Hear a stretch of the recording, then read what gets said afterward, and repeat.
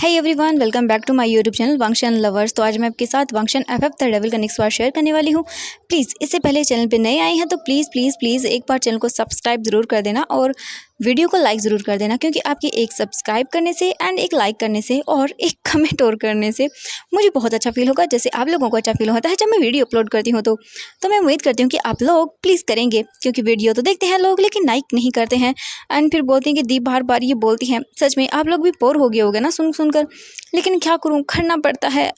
अगर आप कर दोगे ढेर सारे लाइक तो मुझे बोलने की ज़रूरत ही नहीं पड़ेगी आप लोगों को। ओके, तो प्लीज़ इस वाली वीडियो पर प्लीज़ ज़्यादा नहीं बोल रही, सिर्फ 700 लाइक कर देना। हाँ चलिए आज का पार्ट शुरू करते हैं, देखते हैं आप 700 लाइक करते हैं या नहीं। ओके, तो चलिए पार्ट शुरू करते हैं।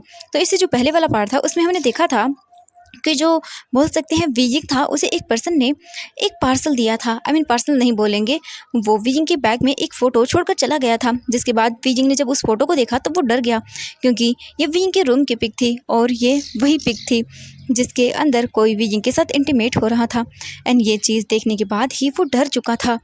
उसके पीछे नंबर भी लिखा हुआ था एंड लिखा हुआ था अगर वो जानना चाहता है तो फिर वो उस पर कॉल करे, अगर उसे उस दिन का सच जानना है और ये भी जानना है ये पर्सन कौन है। तो वीजिंग, वो पर्सन साफ साफ नहीं दिख रहा था, क्योंकि एक तो वीजिंग का फेस उसकी ओर नहीं था, दूसरा कुछ ब्लर भी किया गया था जिस वजह से वीजिंग साफ नहीं देख पा रहा था। वीजिंग अपने मन में एक बार तो सोचता है कि क्यों ना वो वांगजी को बता दे, लेकिन फिर वो नहीं बताता क्योंकि वो डर जाता है और वो सोचता है कि हाँ अब उसे खुद ही हैंडल करना चाहिए। वांगजी ने ऑलरेडी ही उससे कितनी सारी चीज़ें की है, तो ये चीज़ उसे खुद ही हैंडल कर लेनी चाहिए और उसे बताने के लिए मना भी किया था। वीजिंग चुपचाप करके यही सब चीज़ें सोच रहा था। वहीं हम वांगजी को देखते हैं। वांगजी जैंग चैंग के सामने बैठा हुआ था एंड बोल रहा था कि अब मुझे साफ साफ बताओ कि तुम्हारी फैमिली ने और क्या क्या किया है। जियांग चैंग कंफ्यूजन आई से वांगजी को देखता है और बोलता है तुम क्या बोल रहे हो। वांगजी बोलता है तुम साफ साफ जानते हो कि मैं क्या बोल रहा हूँ। फिर वो अपने गार्ड को इशारा करता है और जियांग चैंग को खोलने के लिए बोल देता है। वो गार्ड आकर जियांग चैंग के हाथों और पैरों को खोल देते हैं और फिर वांगजी अपने गार्ड को इशारा करता है। वो गार्ड जाता है जल्दी से एंड फाइल लेकर आता है और फिर वो फाइल जियांग चैंग को देता है। जियांग चैंग पूरी फाइल को अच्छे से रीड करता है। फाइल रीड करने के बाद वो अपने आप को बहुत ही अजीब फील हो रहा था उसे। वो अपने फेस को नीचे कर लेता है। वांगजी बोलता है तुम्हें पता चला। जियांग चैंग बोलता हाँ मैंने देख लिया है। ये सुनने के बाद वांगजी बोलता है तो अब मुझे ये बताओ कि मुझे तुम्हारे साथ क्या करना चाहिए।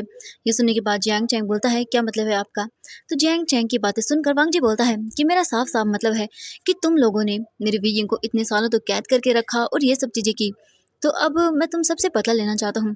ये सुनने के बाद जियांग चैंग बोलता है इसका मतलब तुमने। वांगजी बोलता हाँ ऑफ कोर्स। ये सुनने के बाद जियांग चैंग को गुस्सा आता है और बोलता तुम ऐसा कैसे कर सकते हो।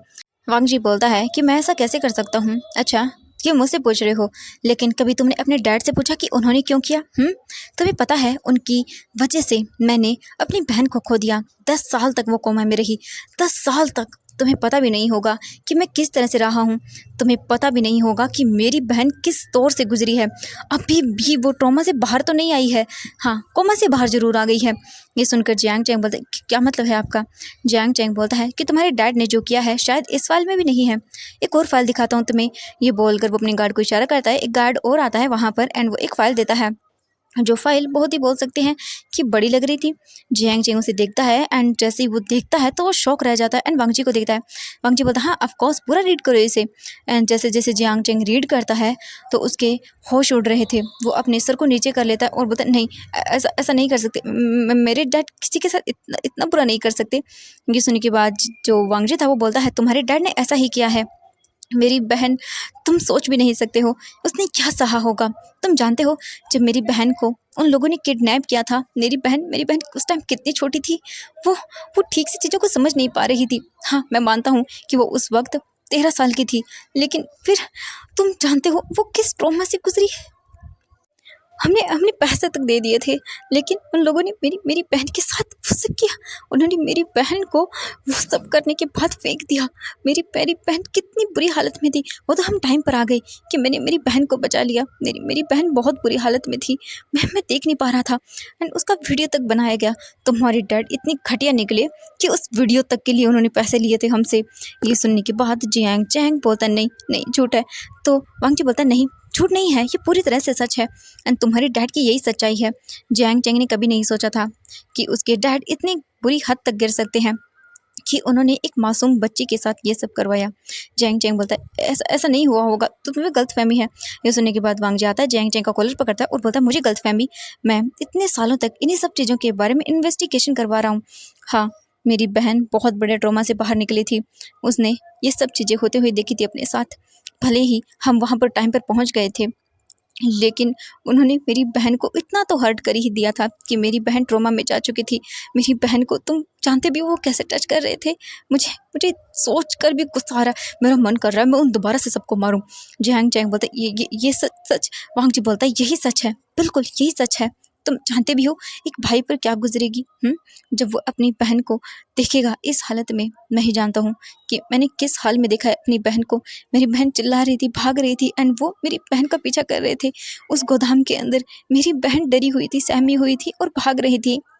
उनमें से एक ने मेरी मेरी बहन के बालों को पकड़ा एंड उसे फेंक दिया।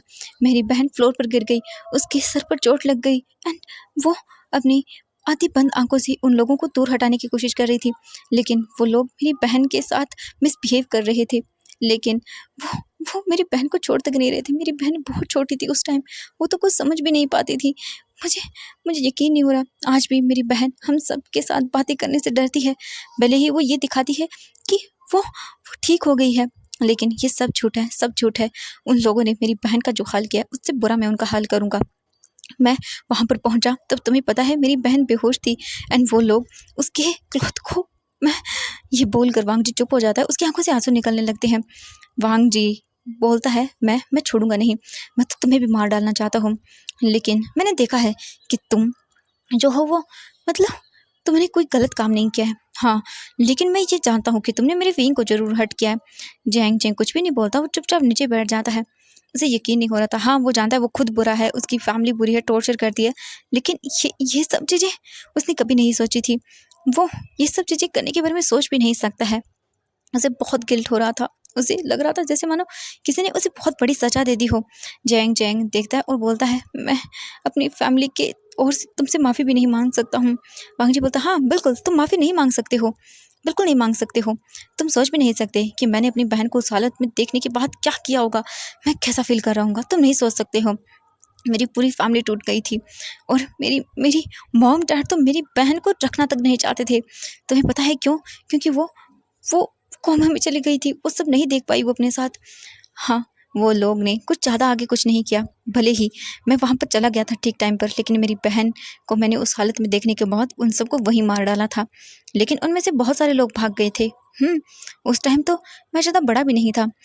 मुझे तो कुछ टाइम के बाद पता चला कि मेरे मॉम और डैड ने उन सब लोगों को मरवा दिया है, लेकिन अभी भी इसके पीछे जो लोग थे वो छुपे हुए थे। मेरी मॉम डैड से मुझे नफरत होने लगी थी कि उन्होंने कभी भी उस चीज़ के बारे में पता ही नहीं लगवाया, क्योंकि उन्हें डर था कि वो अपनी फैमिली की रेपुटेशन को खो देंगे। उसी टाइम से मुझे मेरे मॉम डैड से भी नफरत होने लगी थी कि कैसे कैसे वो ऐसा कर सकते हैं मेरी बहन के साथ। मुझे नफरत हो गई थी एंड तब से मैं उनसे भी दूरी बना कर रख रहा था। लेकिन जब मुझे पता चला तुम्हारी फैमिली ने ये सब किया है, मैं तब से ही ढूंढना शुरू कर रहा था। मुझे सबूत चाहिए थे एंड मुझे सबूत मिल गए, तो मैंने उन सबको मार डाला। लेकिन तुम्हारी मॉम भाग गई है, लेकिन चिंता मत करो, उन्हें भी मैं जल्दी ही ढूंढ निकालूंगा। मेरे आदमी उन्हें ढूंढ रहे हैं।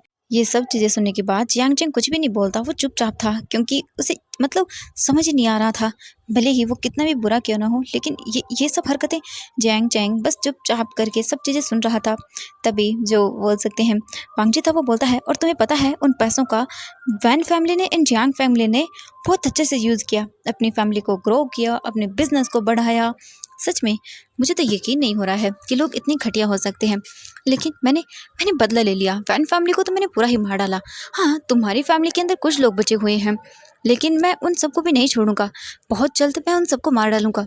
ये सुनने के बाद जियांग चैंग बोलता मेरी बहन कहाँ है? वो प्रेग्नेंट है। वांग जी बोलता हाँ बिल्कुल, उसने तुम्हारी विंग को मारने की कोशिश की थी। चिंता मत करो, तुम्हारी बहन बहुत जल्दी मर जाएगी, क्योंकि वो वैसे भी पागल हो चुकी है एंड तुम उसे बचा भी नहीं पाओगे। ये सुनने के बाद जियांग चैंग पूरी तरह से टूट जाता है, लेकिन फिर उसे याद आता और बोलता है मेरी बहन प्रेग्नेंट थी। ये सुनने के बाद वांग जी बोलता हाँ वो थी, लेकिन चिंता मत करो, उसका बेबी है। हाँ, वो मिल जाएगा तुम्हें। जियांग चैंग बोलता है मेरी बहन। तो वांग जी बोलता है सॉरी माफ़ करना, लेकिन वो मर चुकी है।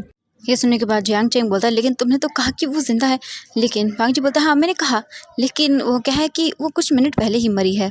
ये सुनकर जियांग चैंग पूरी तरह से टूट जाता है और वो बस चुपचाप साइलेंटली रो रहा था। वांग जी बोलता है मैं जानता हूँ कि मैंने तुमसे तुम्हारी फैमिली को छीना है, तुमने कुछ भी इतना गलत नहीं किया है। हालांकि जो हो गया सो हो गया, लेकिन अब मैं कुछ नहीं कर सकता। मुझे बदला लेना था, मैंने ले लिया है। जिन जिन लोगों ने बुरा किया था उनसे मैं तुम्हें छोड़ रहा हूँ क्योंकि तुमने कुछ गलत नहीं किया है।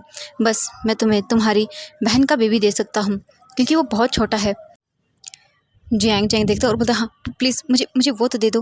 वांग जी बोलता हाँ मैं दे दूँगा, लेकिन तुम मुझसे वादा करो कि तुम वापस लौट कर यहाँ कभी नहीं आओगे और मेरी फैमिली से सबसे दूर रहोगे। और मुझे पता चला कि तुमने कुछ भी मेरी फैमिली के खिलाफ़ किया है तो फिर मैं तुम्हें भी नहीं छोड़ूंगा, समझ आया।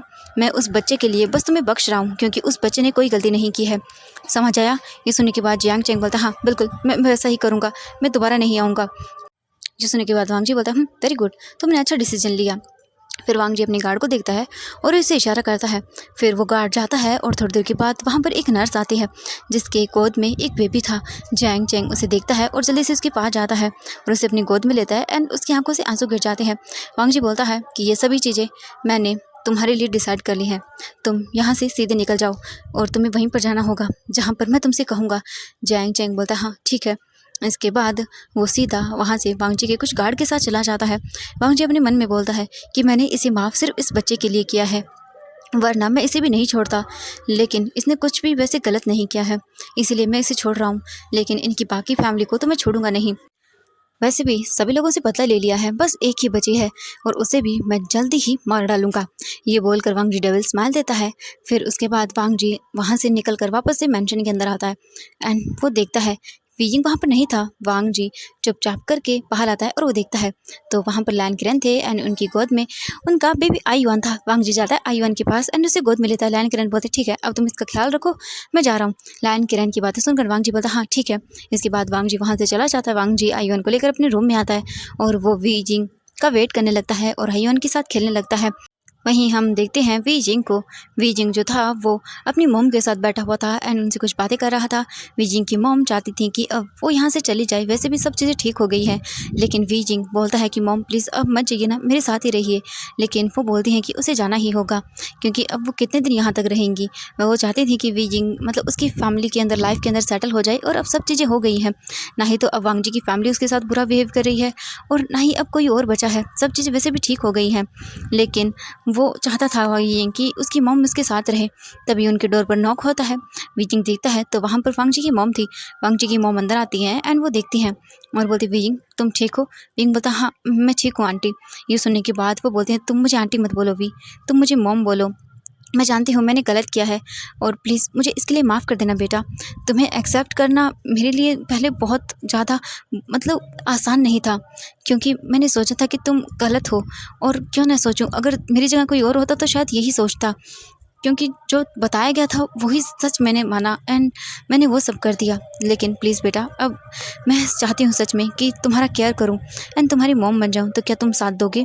ये सुनने के बाद वीजिंग स्माइल करता है और बोलता हाँ। और फिर वो बोलते हैं कि तुम मुझे मॉम बुलाओगे, ठीक है। वीजिंग बोलता हाँ। फिर वीजिंग की मॉम जो हैं वो उठती हैं एंड बोलती हैं तो वीजिंग मैं कल ही चली जाऊंगी। ये सुनकर मैडम लैन देखती हैं और बोलती आप क्या बात करी हैं कि चले जाएंगी आप।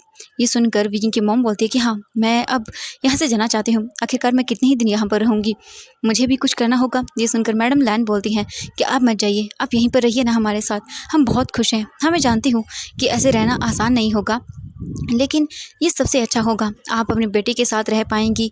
और मुझे आपके बारे में भी सब पता चला, आपने बहुत अपनी लाइफ के अंदर झेला है और अब आप खुशियाँ डिज़र्व करती हैं। आप इतने सालों तक अपने बेटे से दूर रही हैं और अगर आप अब भी उसे छोड़कर चली जाएंगी तो बुरा होगा ना। प्लीज़ आप यहीं रह जाइए, मैं भी चाहती हूँ। और अगर आप चाहें तो ऑफिस में वर्क कर सकती हैं क्योंकि मैं जानती हूँ आप ऐसे तो रहेंगी नहीं ना। ये सुनकर मैडम जो वी थी वो स्माइल करती हैं और बोलती कि हाँ लेकिन, तो मैडम लैन बोलती है चिंता मत करिए, आप मुझे ज्वाइनिंग दे दीजिएगा। ये सुनने के बाद मैडम भी स्माइल करती हैं क्योंकि वो भी अपनी बेटी को छोड़कर नहीं जाना चाहती थी। लेकिन एक होता है ना कि नहीं रह सकते दूसरों के घर पर। लेकिन अब जब इन्होंने बोल दिया तो फिर वो वीजिंग को देखती हैं। वीजिंग बोलता है मॉम प्लीज़ प्लीज़ रह जाइए ना, क्या आप अपने मतलब ग्रैंडसन के साथ खेलना नहीं चाहती हैं। ये सुनने के बाद जो मैडम वी थी वो बोलती हैं कि हाँ मैं रहना चाहती हूँ। तो ठीक है मैं नहीं जाऊँगी। ये सुनकर वीजिंग हैप्पी हो जाता है और बोलता है thank you so much mom and ये बोलकर वो जल्दी से उन्हें हग करता है। तो मैडम लैन बोलती हैं कि हाँ वीजिंग तुम मुझे भूल गई अपनी इस मॉम को। ये सुनने के बाद वीजिंग बोलता है नहीं नहीं मैं आपको भी नहीं भूला, अब भी आ जाइए। इसके बाद वो उन्हें भी हग करते हैं एंड अब जाकर इनके बीच में सब ठीक हो गया था। थोड़ी देर के बाद वो बाहर आते हैं खाना खाने के लिए। बाहर आने के बाद सभी लोग देखते हैं तो ऑलरेडी सभी लोग हॉल में बैठे हुए थे एंड बातें कर रहे थे। तभी मैडम लैन जाती है अपनी बेटी के पास और बोलती हैं शिया। जैसे ही लैन शिया अपनी मॉम को देखती है तो वो बोलती हाँ मॉम। फिर लैन शिया जो है अपनी मॉम के पास में आकर बैठ जाती है क्योंकि उन्होंने बुलाया था। इसके बाद वो बैठ कर बोलती हैं बेटा आई एम सॉरी, मैं जानती हूँ कि मैंने भी शायद कुछ गलतियाँ की हैं और मैं उनके लिए तुमसे माफ़ी चाहती हूँ। ये सुनकर शिया बोलती नहीं ऐसा नहीं है। इसके बाद मैडम लैन बोलती हैं कि बेटा मैं चाहती हूँ कि तुम फिर से अपना कॉलेज ज्वाइन करो और अपनी लाइफ की एक नई शुरुआत करो। जो हुआ उसे भूल जाओ। तुम्हारी पूरी फैमिली तुम्हारे साथ है और हम चाहते हैं कि तुम खुश रहो। तुम्हें अपनी लाइफ की एक न्यू शुरुआत करनी चाहिए। ये सुनने के बाद लैन शिया देखती है सबको, फिर सभी बोलते हैं कि हाँ बिल्कुल सही, तुम्हें अपनी लाइफ की न्यू शुरुआत करनी चाहिए। जो हो गया सो हो गया, उसे भूल जाओ।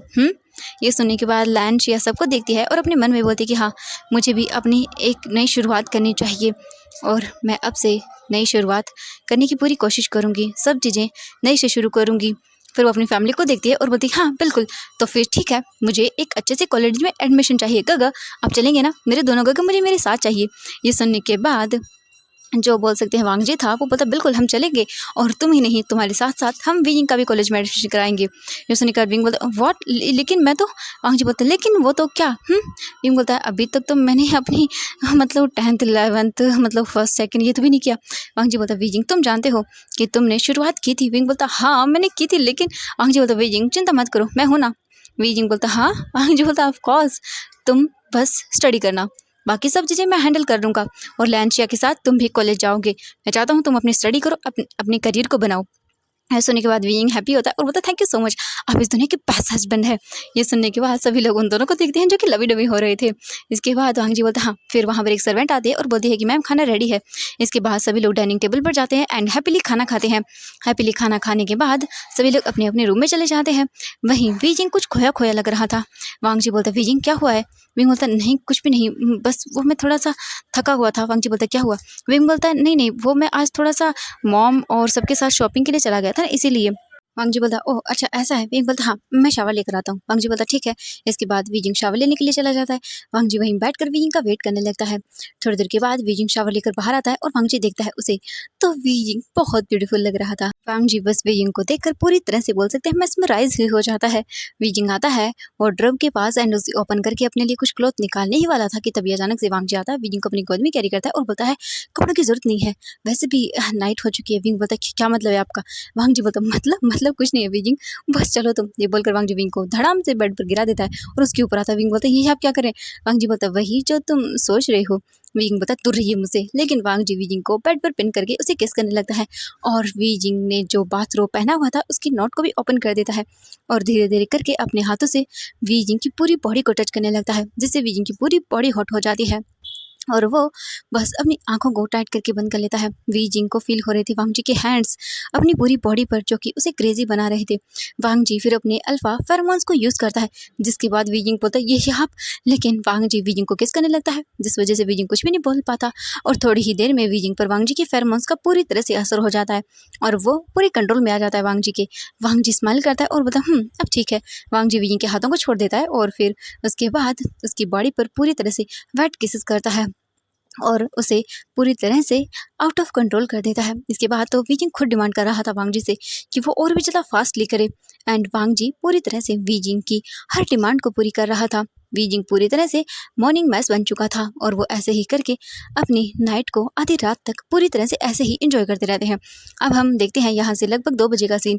वीजिंग थक चुका था एंड वो सो चुका था, लेकिन वांगजी वीजिंग को अभी भी घूरे जा रहा था एंड वो अभी भी शांत नहीं हुआ था। वीजिंग अपनी आइज़ ओपन करके देखता है और बोलता है अब नहीं, अगर आपने दोबारा किया तो देख लेना मैं इसे काट दूंगा। ये सुनकर वांगजी बोलता है ये क्या बोल रहे हो वीजिंग, तुम अपने फ्यूचर को बर्बाद करना चाहते हो? वीजिंग बोलता हाँ मैं कर दूंगा। वांगजी बोलता ओके ओके ठीक है मैं अब नहीं करूँगा। वैसे एक बार वीजिंग बोलता है चले जाओ यहाँ से भी। ये बोलकर वीजिंग वांगजी के ऊपर पिलो फेंक के मारता है। वांगजी धड़ाम से बेड से नीचे गिरने वाला था, लेकिन वो अपने आप को संभाल लेता है। इसके बाद वांग जी उठकर चला जाता है, वॉशरूम में आता है, अपने आप को अच्छे से क्लीन करता है, शावर लेता है, बाहर आता है और फिर वीजिंग को देखता है। वांग जी जाकर वेट टॉवल लेकर आता है, वीजिंग की बॉडी को क्लीन करता है और उसे हग करके सो जाता है। फिर वांग जी देखता है अपनी बेबी को जो कि साइड में सो रहा था। वांग जी स्माइल करता है और फिर उसे भी अपने बीच में लेता है और सो जाता है दोनों को हग करके। अब हम देखते हैं यहाँ से मॉर्निंग का सीन। वांग जी उठता है, सबसे पहले वो रेडी होकर वीजिंग को देखता है और अपनी बेबी को जो कि उठ चुका था और बस अपनी टिमटिमाती आई से उन दोनों को ही देख रहा था। वांग जी स्माइल करता है, अपनी बेबी को गोद में लेता है, उसे लेकर नीचे आता है और फिर वो देखता है सबको तो सब हॉल में थे। इसके बाद वांग जी आयुआन को अपनी मॉम को देता है और बोलता है मॉम प्लीज़ आप इसे मिल्क पिला दीजिएगा, वो वीजिंग सो रहा है, वो थक गया है।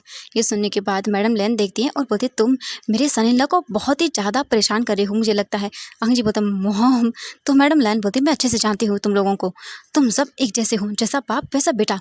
ये सुनने के बाद जो मिस्टर लैन थे वो बोलते हैं कि तुम क्या बोल रही हो, तो फिर वो बोलते हैं हाँ हाँ मैं क्या बोल रही हूँ जैसे आपको पता ही नहीं है। ये सुनने के बाद सभी लोग हंसने लगते हैं। वांग जी एम्बैरेसिंग फील करता है। ये देखते ही वो बोलता है गगा हम ऑफिस चलते हैं। जो लायन सेजन थे वो बोलते हैं हाँ ठीक है। फिर वो पैन किंग को देखते हैं और उसकी ओर देखकर विंक करते हैं। ये देखकर तो पैन किंग शॉक रह जाती है क्योंकि सच में मतलब लायन सेजन ये सब कर रहे हैं उसे समझ नहीं आ रहा था, लेकिन वो ब्लश करती हैं और ये चीज़ पैन किंग ने जो है वो सोचा था कि किसी ने नहीं देखी, लेकिन ये चीज़ लानशिया ने देख ली थी एंड वो बस सोच रही थी कि कब उसे टाइम मिले, कब टाइम मिले एंड वो अपने गगा और पैन किंग को टीज़ करे, बस उसे अब टाइम चाहिए था। अब देखते हैं हम वीजिंग को जो कि 12 बजे के बाद अपनी आइज़ को ओपन करता है क्योंकि उसे पता था कि वो बहुत थक गया है तो किसी ने उसे नहीं उठाया था। अब वो धीरे धीरे अपनी आइज़ ओपन करता है, फ्रेश अप होता है और फिर उसके बाद वो नीचे आता है तो देखता है कि सभी लोग वहाँ पर थे। वीजिंग अपने बेबी को अपनी गोद में लेता है और फिर वो उसे लेकर अपने रूम में आता है क्योंकि थोड़ी देर के बाद ही उसे जो है थोड़ा सा काम करना था। वीजिंग कल अपने बोल सकते हैं कॉलेज भी जाने वाला था तो उसे कुछ प्रिपरेशन भी करनी थी, इसीलिए वीजिंग फिर आयुन को सुला देता है जो कि सो गया था। उसके बाद वीजिंग कुछ ढूंढ रहा था एंड जैसे ही वो ड्रॉवर को ओपन करता है तो उसके सामने वही फ़ोटो आ जाती है। वीजिंग उसे निकालता है और फिर उस पर लिखे हुए नंबर को देखता है। वीजिंग जल्दी से एक सर्वेंट को बुलाता है और उसे अपने लिए एक फ़ोन डालने के लिए बोल देता है एंड थोड़ी ही देर के अंदर वीजिंग को उसका फ़ोन मिल जाता है। वीजिंग जल्दी से अपने सामने उस फ़ोन को नंबर को रखता है और बोलता है मैं क्या करूँ, कॉल करूँ या नहीं। और वीजिंग यही सब चीज़ें सोचने में व्यस्त हो गया था। तो एवरीवन आज के लिए बस इतना ही, मिलते हैं नेक्स्ट पार्ट में। Bye bye everyone. तो देखते हैं नेक्स्ट क्या होगा, क्या वीजिंग कॉल करेगा और क्या होगा जब उसे सच्चाई पता चलेगी। अब क्या लगता है, क्या वांग जी को सच्चाई वीजिंग को पहले बता देनी चाहिए? अगर किसी और से उसे पता चला तो कैसा लगेगा? मिलते हैं नेक्स्ट पार्ट में और वीजिंग का रिएक्शन क्या होगा ये देखने के लिए प्लीज़ वीडियो को लाइक, चैनल को सब्सक्राइब। मिलते हैं नेक्स्ट पार्ट में। Bye bye everyone.